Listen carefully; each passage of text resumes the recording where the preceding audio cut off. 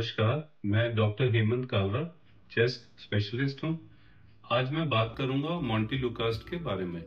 मॉन्टेलुकास्ट एक ऐसी दवाई है जो हमारे देश में हर शहर में, हर गांव में और हर केमिस्ट की दुकान पे अवेलेबल रहती है।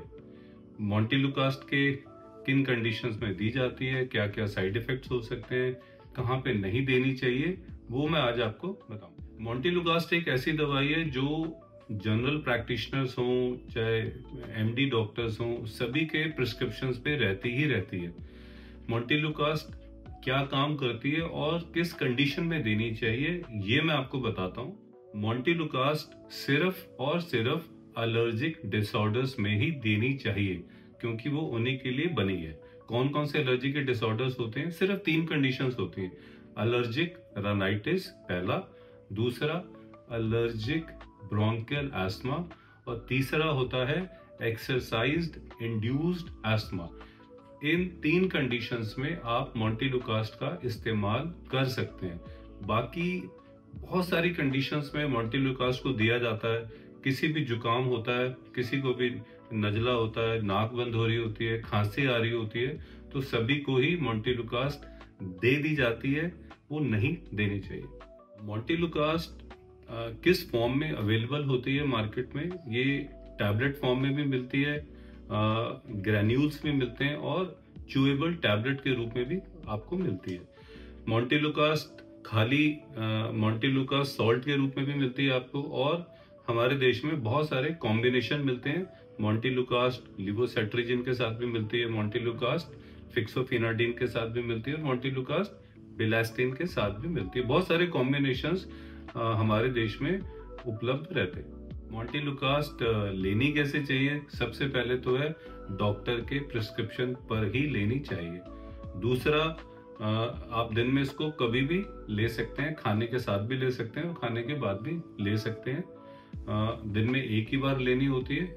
इसकी जो डोजेज होती है, जो डोज होती है, 2 से 5 साल के बच्चे में 4 मिलीग्राम होती है, 5 से 10 साल के बच्चे में 5 मिलीग्राम होती है और उससे बड़े बच्चों में 10 साल से ऊपर के लोगों में इसकी डोज 10 मिलीग्राम 10 मिलीग्राम दिन में एक बार होती है। मॉन्टेलुकास्ट सिर्फ 3 तरह की कंडीशंस में दी जा सकती है: allergic rhinitis, bronchial asthma, allergic bronchial asthma और तीसरा एक्सरसाइज इंड्यूस्ड एस्थमा। इसके अलावा इस दवाई को देने से बचना चाहिए। मॉन्टेलुकास्ट कभी भी रेस्क्यू मेडिकेशन की तरह हेल्प नहीं करती है। रेस्क्यू मेडिकेशन मतलब जो तुरंत काम करती है। अस्थमा में बहुत ज्यादा कभी कभी अटैक्स होते हैं, अस्थमा के अटैक्स होते हैं, तो हमें रेस्क्यू मेडिकेशन देनी पड़ती है, रिलीवर मेडिकेशन देनी पड़ती है, जैसे एस्पिरिन होता है या नेबुलाइजेशन होता है। तो वो मॉन्टेलुकास्ट उस तरह से आपकी हेल्प नहीं करती है। मॉन्टेलुकास्ट को इस तरह से नहीं ले सकते हैं।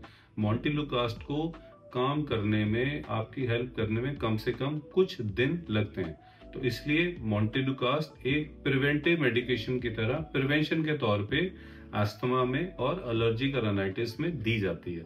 सिर्फ एक्सरसाइज इंड्यूस्ड अस्थमा होता है, उसमें आप कभी भी एक्सरसाइज करते हैं तो उससे आप 2 घंटे पहले मॉन्टेलुकास्ट की टैबलेट को आप ले सकते हैं। मॉन्टेलुकास्ट क्या सभी लोगों को दे सकते हैं? क्योंकि मॉन्टेलुकास्ट हर नजला जुकाम में, हर खांसी में, हर बलगम में, सांस फूलने में केमिस्ट देते हैं। कुछ लोग अपने आप ही ले लेते हैं, कई बार डॉक्टर्स भी दे देते हैं। तो क्या सभी लोगों को लेना चाहिए? और खास तौर से प्रेगनेंसी में मॉन्टेलुकास्ट को दिया जा सकता है कि नहीं दिया जा सकता? वैसे ही देखा गया है कि मॉन्टेलुकास्ट प्रेगनेंसी में सेफ है, परंतु मेरा मानना यह है कि अगर बाकी और मेडिसिन आपके पास हैं जो सेफ हैं, जैसे नेबुलाइजेशन है, नेजल स्प्रे है, आप एलर्जिक राइनाइटिस में दे सकते हैं, अस्थमा में नेबुलाइजर दे सकते हैं, इनहेलर दे सकते हैं, तो मॉन्टेलुकास्ट को देने से प्रेगनेंसी में बचना चाहिए। अब मॉन्टेलुकास्ट के क्या साइड इफेक्ट्स होते हैं?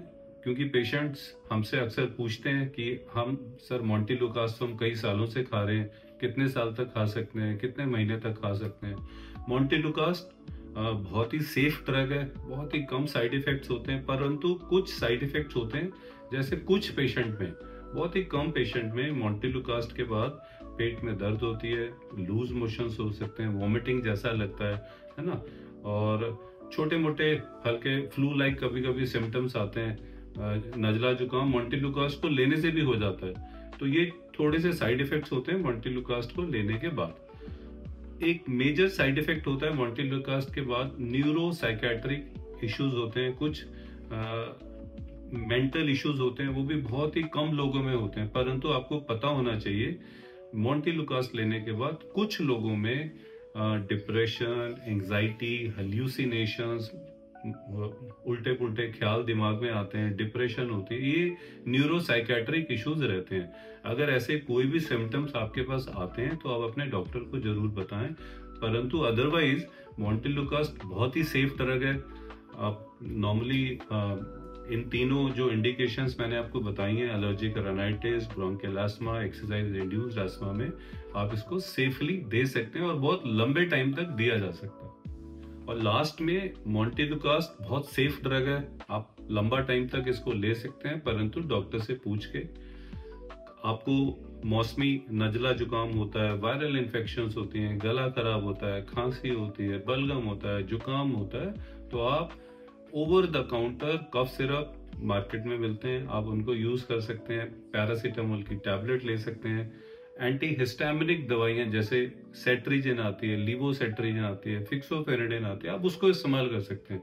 मॉन्टेलुकास्ट को इन साधारण नजला, जुकाम, खांसी, बलगम में नहीं लेना चाहिए। सिर्फ और सिर्फ एलर्जिक राइनाइटिस, ब्रोंकियल अस्थमा और एक्सरसाइज इंड्यूस्ड अस्थमा में ही लेना चाहिए। Thank you.